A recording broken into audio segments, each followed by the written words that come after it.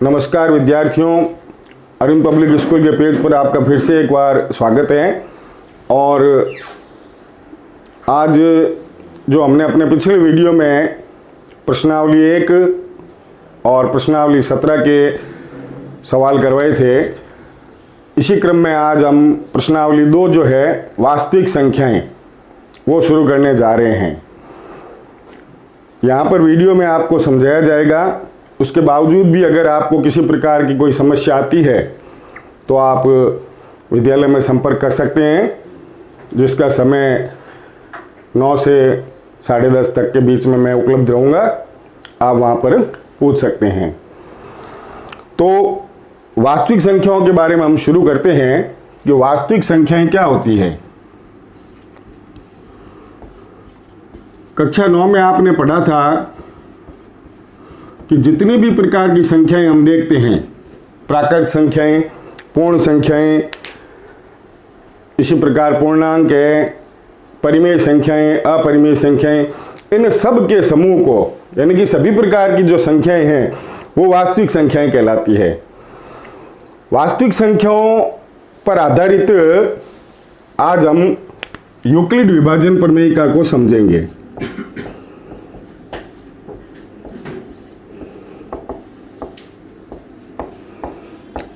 Euclid विभाजन प्रमेयिका क्या है, अच्छी तरह से समझिए आप।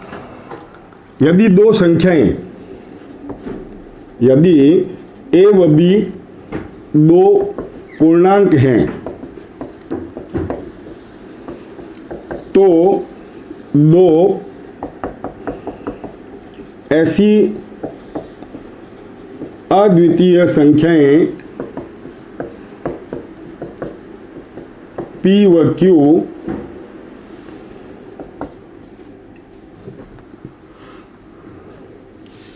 व R विद्यमान है कि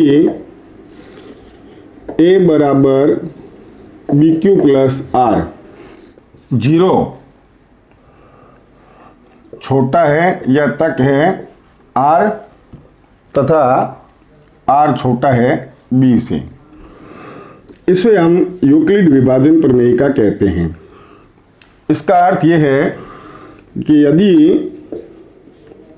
A को अगर किसी पूर्णांक B से भाजित किया जाए तो Q भागफल और R शेषफल है, तो हम कह सकते हैं ये हमारा भाजक है, ये भाज्य और ये भागफल, ये शेषफल, कि भाज्य बराबर भाजक इंटू भागफल प्लस शेषफल। ये यूक्लिड विभाजन प्रमेयिका है। इसी पर आधारित बहुत सी संक्रियाएं हम कर सकते हैं। दर्शाइए कि एक धनात्मक विषम पूर्णांक का वर्ग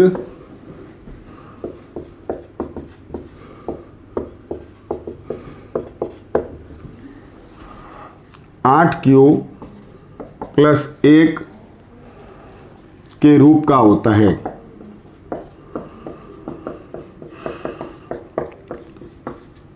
जहां Q एक धनात्मक पूर्णांक है।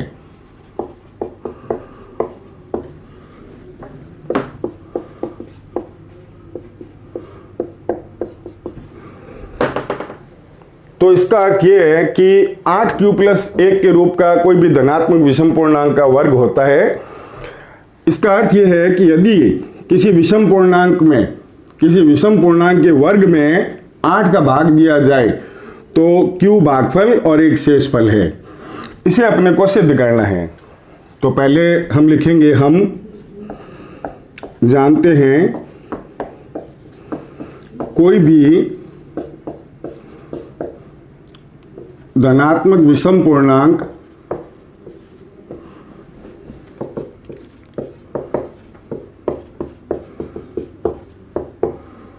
चार m प्लस 1 या 4m प्लस 3 के रूप का होता है। यानी कि किसी भी संख्या में यदि 4 का भाग दिया जाए तो m भागफल और 3 शेषफल या 1 शेषफल, तभी वो विषम पूर्णांक होगा, अन्यथा वो विषम पूर्णांक नहीं होगा। अब मान लेते हैं कि हमारा विषम पूर्णांक 4m है। यदि प्रथम स्थिति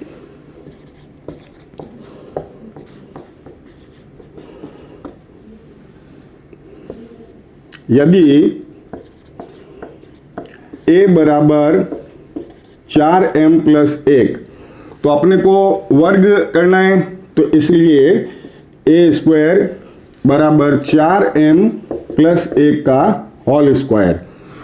तो a स्क्वायर, इसको सरल करने पर 16m square plus 8m plus 1।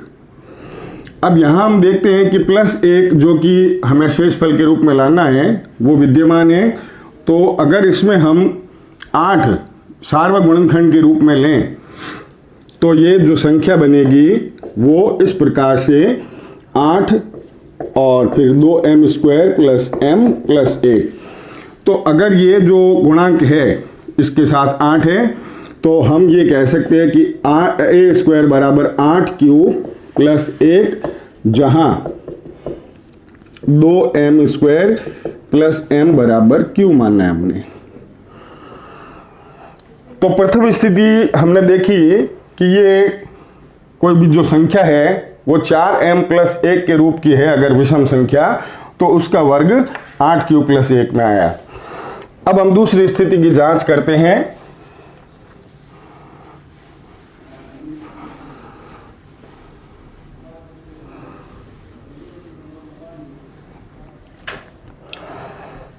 द्वितीय स्थिति,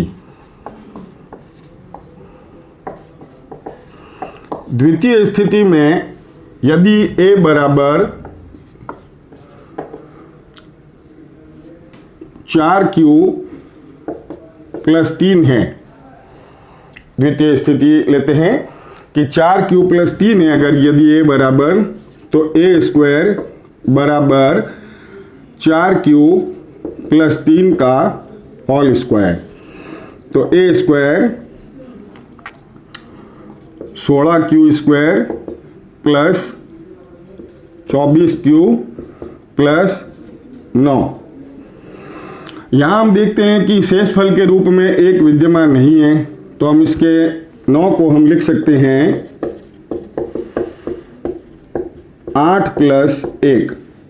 इससे 1 जो है वो शेषफल के रूप में और 8 इन 3 संख्याओं में सार्वक गुणनखंड है, जिससे कि ये 8q प्लस 1 के रूप की आ सकती है। यहाँ सॉरी m लिखना है क्योंकि हमने संख्या m मानी थी।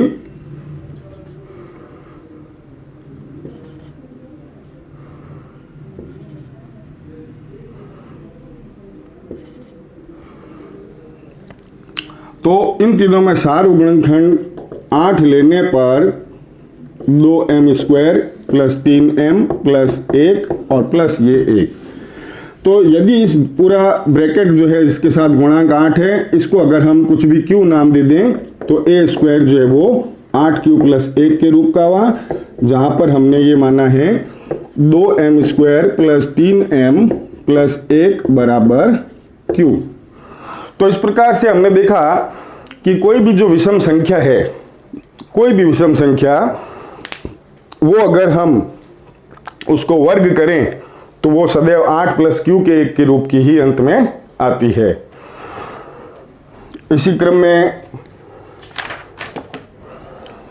इसी पर आधारित यूक्लिड विभाजन प्रमेय का पर आधारित ही हम 2 संख्याओं का मान ज्ञात करेंगे, महत्तम समापवर्तक।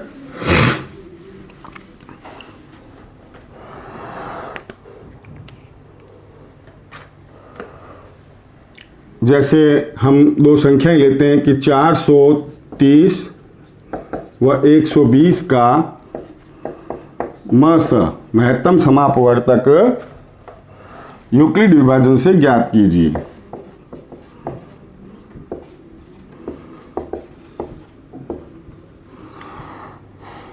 यूक्लिड विभाजन विधि द्वारा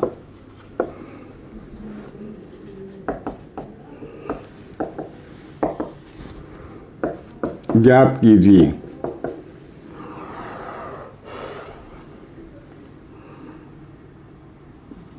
चार 420 व 130 का। अब इन दोनों में छोटी संख्या 130 है, तो ये हमारा भाजक हो जाएगा और ये भाज्य। 130 का भाग जब हम 420 में देंगे तो 3 बार भाग जाएगा और 390 आएगा। शेषफल जो है वो 30 रह गया। अब यहाँ जो शेषफल बचा है वो अगली बार अगले चरण में भाजक बन जाएगा और पिछला जो भाजक है वो भाज्य बन जाएगा। ये भाज्य जो पिछला था वो भाजक जो था पिछला वो भाज्य बन गया और शेषफल जो है भाजक के रूप में। अब 30 का भाग हम देंगे 130 में और ये प्रक्रिया तब तक चलती रहेगी जब तक कि भाग पूर्ण न हो जाए, पूरी बार भाग न जाए। तो 30 का भाग 130 में देंगे तो 4 बार, शेषफल बच गया 10। अब 10 जो है वो हमारा भाजक बन गया है और भाज्य हो गया पिछला भाजक जो था 30। 10 का भाग 30 में देंगे तो 3 बार, शेषफल 0। यहां पर हम देखते हैं कि वो संख्या जिसका भाग पूरा जाए वो फिर HCF या म भी कह सकते हैं उसको, कि वो हमारा म ज्ञात हुआ। तो इस प्रकार से यूक्लिड विभाजन विधि से हम दो संख्याओं का म भी आसानी से ज्ञात कर सकते हैं। इसी पर आधारित एक और सवाल लेते हैं।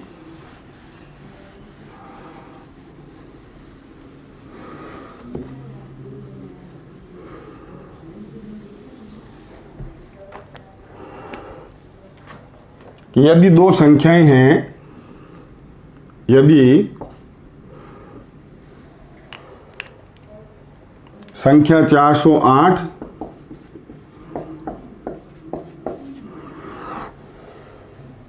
तथा 1032 के म को महत्तम समापवर्तक को 1032x माइनस 408 इंटू 5 के रूप में व्यक्त किया जाए तो x का मान ज्ञात कीजिए।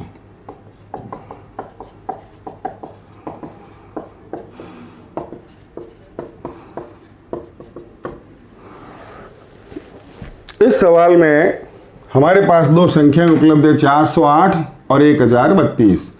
पहले हम यूक्लिड विभाजन प्रमेय से इनका महत्तम समापवर्तक निकाल लेंगे। 408 का भाग देंगे 1032 में। अब 408 का भाग जब हमने 1032 में देंगे तो 2 बार भाग जाएगा और 816 आ जाएगा। शेषफल हमारा रहा 216। अब ये जो शेषफल है ये अगली बार भाजक बन जाएगा अगले चरण में, और भाज्य जो है वो हमारा 408 जो पिछला भाजक था। 216 का भाग इसमें हम देंगे तो हम देखते हैं सिर्फ एक बार ही जाएगा। यहां पर शेषफल 192। 192 का भाग हम फिर से अगले चरण में 216 में देंगे तो एक बार भाग जाएगा तो 24 शेषफल बचेगा, और 24 का भाग हम 192 में देंगे तो 8 बार पूरा भाग जाएगा। अर्थात इसका जो महत्तम समापवर्तक है वो 24 हुआ। अब आगे सवाल में ये पूछा गया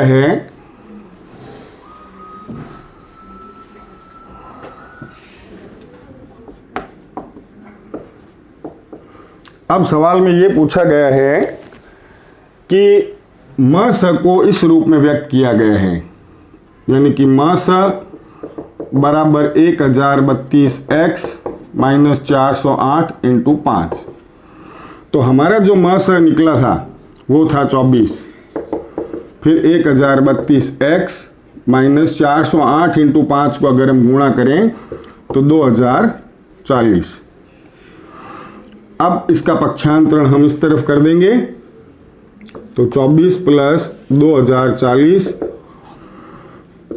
और 1032x, इनको जोड़ा तो 2064 बराबर 1032x। 1032 का पक्षांतरण भाग में इधर करने पर यहाँ x रह जाएगा जो x का मान प्रदर्शित करेगा, और इसको सरल करने पर x बराबर 2 प्राप्त हुआ। तो इस प्रकार से आज हमने सीखा था यूक्लिड विभाजन प्रमेयिका से किस प्रकार से म स निकालते हैं, या यूक्लिड विभाजन प्रमेयिका से अलग अलग जो संक्रिय हैं सम और विषम संख्याओं की किस प्रकार से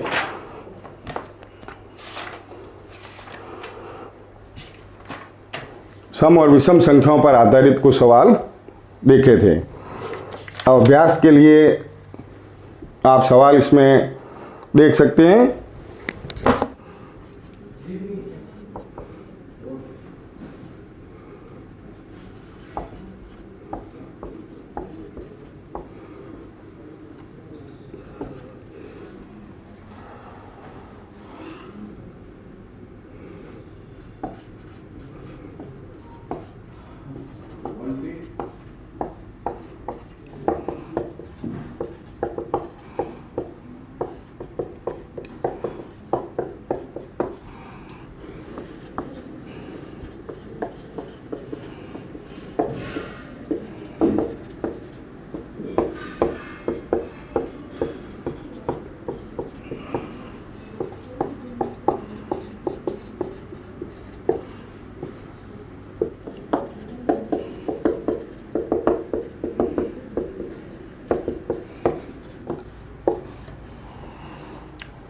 ये गृह कार्य आपको अपनी अभ्यास पुस्तिका में हल करके रखना है, और आप मुझे विद्यालय में इसको जांच करवा सकते हैं।